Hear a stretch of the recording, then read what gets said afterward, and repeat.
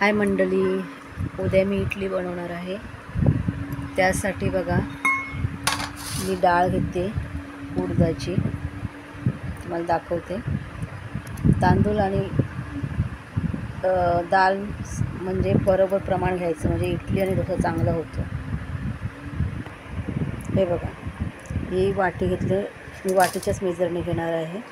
ही पूर्ण वाटी भरून डाळ घेतली आणि त्यात थोडी मी मुगाची डाळ टाकली, सालवाटीची 2 चमचे.